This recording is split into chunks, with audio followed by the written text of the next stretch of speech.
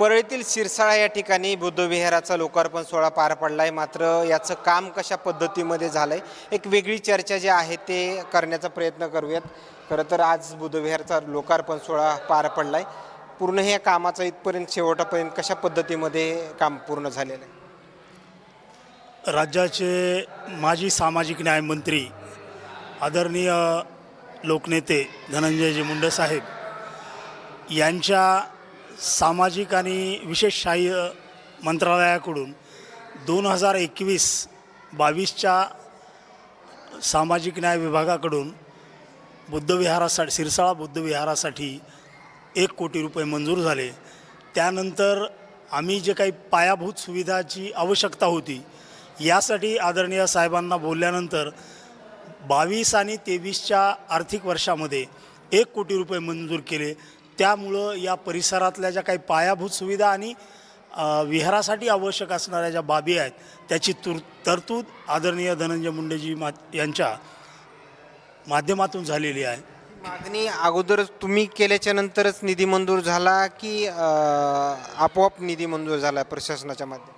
नाही, मी सरपंच झाल्यानंतर आदरणीय साहेबांना विशेष असं मागणी दिली, डिमांड नोट दिली आणि त्यांनी तात्काळ एकच क्षणाचा विलंब न लावता हे तात्काळ मंजूर देण्यात आली. खरं तर किती वर्ष लागलं हे काम पूर्ण होण्यासाठी?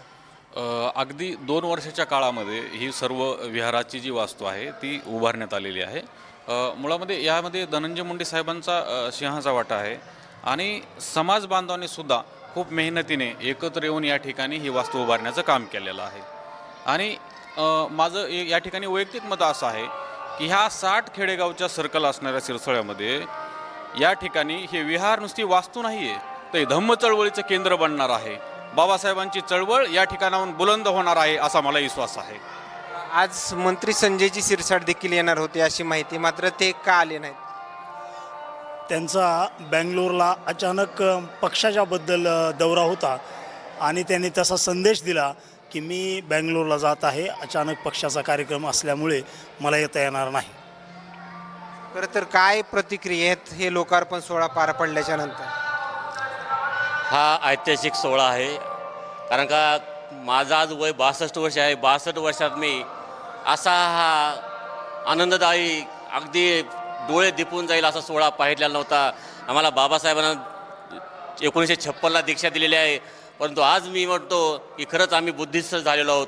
आणि हे सेंटर शिरसाळा अशोक सम्राट बुद्धविहार हे महाराष्ट्रातील नाही तर जगातील बुद्धिझम केंद्र होईल असे मी याच्या कार्यक्रमाच्या निमित्तानं अपेक्षा करतो. खरं तर बरेच बुद्धविहार तुम्ही पाहिले असतील, मात्र इथं काय वेगळं पाहायला मिळतंय तुम्हाला या वास्तू उभारणी दरम्यान?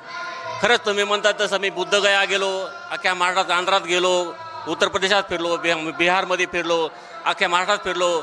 परंतु हे जे केंद्र आहे अशोक सम्राट बुद्धविहार, ज्या अशोक सम्राटाने भारतामध्ये जगामध्ये 84,000 विहार बांधले होते, त्यापैकीच आम्ही हे म्हणतो की 84,001सुद्धा विहार त्याच ऊर्जेप्रमाणे आम्ही ते तयार केले आहे.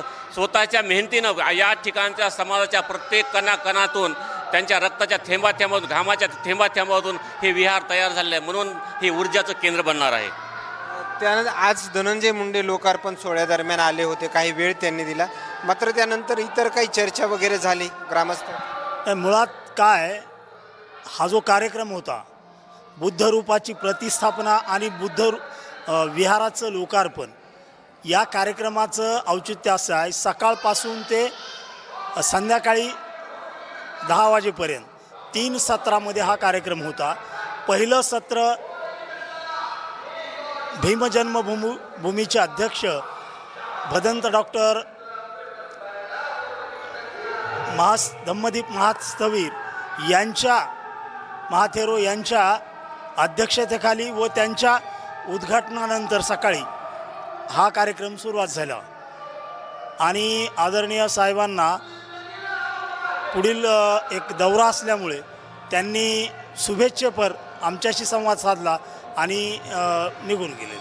काय एवढी मोठा प्रतिसाद दिसतोय? किती दिवसापासूनची तयारी होती या कार्यक्रमात? तर साधारणतः आम्ही मार्चपासून म्हणजे 3 महिन्यापासून आम्ही हा कार्यक्रम यशस्वी करण्यासाठी आमची जयंती उत्सव समिती, बुद्धविहार समिती आणि यशोधरा महिला मंडळ यांच्या संयुक्त अशा म्हणजे प्रयत्नातून हा कार्यक्रम यशस्वी झालेला आहे. धन्यवाद. खरं तर या ठिकाणी या ग्रामस्थांच्या येत असलेल्या प्रतिक्रिया बुद्धविहाराच्या लोकार्पण सोहळ्यादरम्यान आलेल्या प्रतिक्रिया मात्र काय सांगून जातात हे तुम्हाला नक्कीच समजलं असेल. कॅमेरामॅन सोबत सुरेश बडिया, शिरसाळा.